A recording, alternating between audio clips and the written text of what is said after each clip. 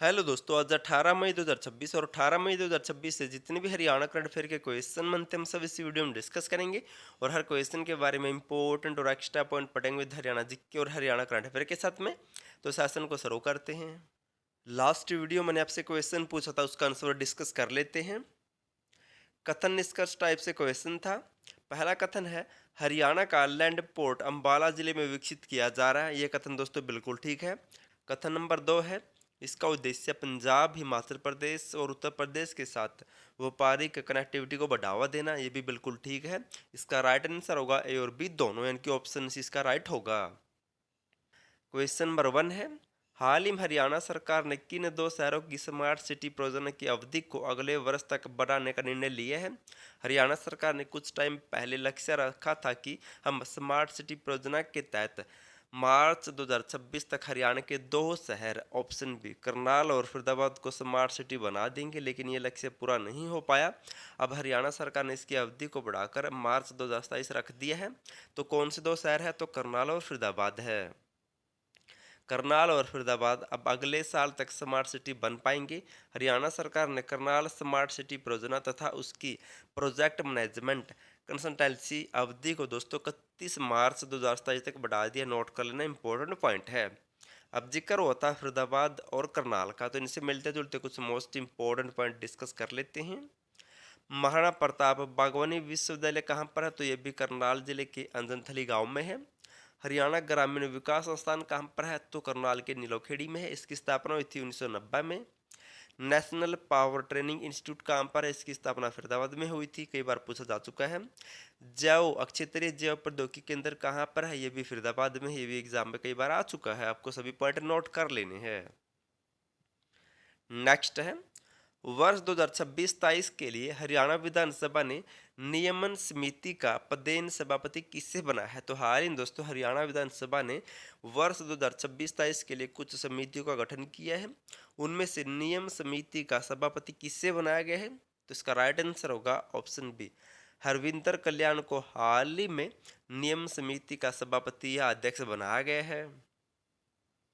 हरियाणा विधानसभा अध्यक्ष अरविंद कल्याण ने वर्ष 2026-27 के लिए 16 समितियों के लिए दोस्तों सदस्य और उनके अध्यक्ष की नियुक्ति की है। अब कुछ मोस्ट इम्पोर्टेंट जो समिति उनके बारे में डिस्कस कर लेते हैं।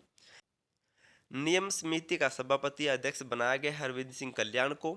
आवास समिति का सभापति बनाया गया डॉक्टर कृष्ण लाल मिड्डा को। लोक लेखा समिति का सभापति बनाया गया है चौधरी आफ्ताब अहमद को। प्राकलन समिति का सभापति बनाया गया प्रमोद कुमार विज को। लोक उपक्रम समिति का अध्यक्ष बनाया गया दोस्तों राम कुमार गौतम को। सभी मोस्ट इंपॉर्टेंट समिति, इनके अध्यक्ष तो आपको जरूर नोट करके जाने ही जाने हैं। नेक्स्ट है, हरियाणा सरकार ने किस वर्ष तक राज्य को टीबी मुक्त करने का लक्ष्य रखा है? तो हरियाणा सरकार ने दोस्तों पहले वर्ष 2025 तक हरियाणा को टीबी मुक्त करने का लक्ष्य रखा था, लेकिन दोस्तों ये लक्ष्य पूरा नहीं हो पाया। अब हरियाणा सरकार ने कहा है कि हम ऑप्शन डी वर्ष 2030 तक हरियाणा को टीबी मुक्त कर देंगे। हरियाणा सरकार ने वर्ष 2030 तक प्रदेश के प्रत्येक गांव व शहर को दोस्तों टीबी मुक्त करने का लक्ष्य रखा है। मोस्ट इंपॉर्टेंट नोट कर लेना है। अब हरियाणा सरकार ने दोस्तों कुछ और भी लक्ष्य रखे हैं 2030 तक, उनके बारे में जान लेते हैं, क्योंकि दोस्तों यहाँ से एग्जाम में क्वेश्चन आ सकता है। हरियाणा को वर्ष 2030 तक बाल विवाह मुक्त करने का लक्ष्य रखा हरियाणा सरकार ने। वर्ष 2030 तक हरियाणा को कुष्ठ रोग मुक्त करने का लक्ष्य रखा गया है। वर्ष 2030 तक हरियाणा को एनीमिया मुक्त करने का लक्ष्य रखा गया है। वर्ष 2030 तक हरियाणा को मलेरिया मुक्त करने का लक्ष्य भी रखा गया। सभी मोस्ट इंपॉर्टेंट है। नेक्स्ट है, एनीमिया मुक्त भारत मुहिम में राष्ट्रीय रैंकिंग में उत्कृष्ट प्रदर्शन करते हुए हरियाणा ने देश में कौन सा स्थान हासिल किया है? तो हाल ही में दोस्तों स्वास्थ्य विभाग के द्वारा 2025-26 की राष्ट्रीय रैंकिंग जारी की गई है और इसमें हरियाणा ने ऑप्शन बी दूसरा स्थान प्राप्त किया है। कौन सा दूसरा स्थान प्राप्त किया हरियाणा ने? एनीमिया मुक्त भारत इंडेक्स 2025-26 में। एनीमिया मुक्त भारत मुहिम या इंडेक्स में हरियाणा ने बेहतर प्रदर्शन किया है और हरियाणा ने इस इंडेक्स में देश में दूसरा स्थान प्राप्त किया है। पिछले साल दोस्तों हरियाणा इस मुहिम में 5वें स्थान पर था, ये भी मोस्ट इम्पोर्टेंट है।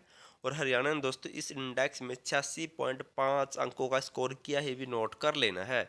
और मोस्ट इम्पोर्टेंट है दोस्तों, यहाँ से एग्जाम में क्वेश्चन आ चुका है पहले वाले इंडेक्स से, तो नोट कर लेना। हरियाणा ने एनीमिया मुक्त भारत इंडेक्स 2025-26 में देश में दूसरा स्थान प्राप्त किया है, जबकि पिछले साल हरियाणा इसमें 5वें स्थान पर रहा था।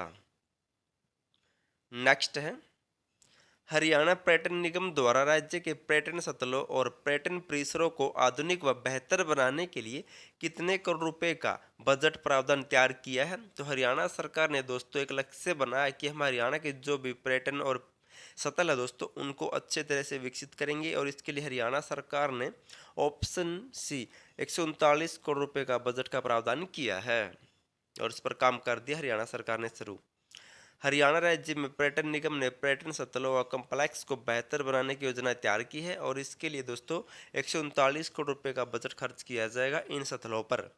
अब जिक्र हुआ था हरियाणा पर्यटन निगम का, तो इसकी स्थापना हुई थी 1 सितंबर 1974 को, और हरियाणा पर्यटन दिवस मनाया जाता है हर साल 1 सितंबर को। वर्तमान में हरियाणा पर्यटन विभाग के चेयरमैन कौन है, तो अरविंद यादव है। अगर आपको दोस्तों हरियाणा करंट अफेयर चाहिए, या फिर आपको हरियाणा पुलिस का डाटा चाहिए, या सिटी मेंस के नोट चाहिए जहाँ से दोस्तों 15 से 20 क्वेश्चन बनेंगे और करंट अफेयर के दोस्तों 4 से 5 क्वेश्चन आते ही है, तो आपको दोस्तों मैं 20 से 25 नंबर का डाटा दे सकता हूं जो आपका सिलेक्शन 100% करवाएगा। तो पीडीएफ फाइल लेनी तो डिस्क्रिप्शन में लिंक मिल जाएगा, वहां से ले सकते हैं। या फिर आपको दोस्तों इनमें से सिर्फ एक व्हाट्सएप नंबर पर मैसेज करना है, और पीडीएफ दोस्तों खुद 100 नोट्स है, कलरफुल नोट्स आपको आसानी से याद होंगे विद डायग्राम के साथ। डेमो आप टेलीग्राम पर देख सकते हैं, डिस्क्रिप्शन में टेलीग्राम का लिंक मिल जाएगा, उसे जरूर ज्वाइन करना। आज आपके लिए क्वेश्चन आपको इसका आंसर कमेंट करना है। हरियाणा पर्यटन निगम द्वारा राज्य में संचालित किए जाने वाले अधिकांश टूरिस्ट कॉम्प्लेक्स का नामकरण किस विशिष्ट थीम पर किया गया है। आपको बताना दोस्तों, हरियाणा में जो भी अधिकांश टूरिस्ट कॉम्प्लेक्स है उनका नाम दोस्तों किस थीम पर या किस चीज़ पर रखा गया, आपको कमेंट करके बताना है। अगर वीडियो पसंद आए तो वीडियो को लाइक, चैनल सब्सक्राइब और शेयर जरूर कर देना, और वीडियो देखने के लिए थैंक यू सो मच।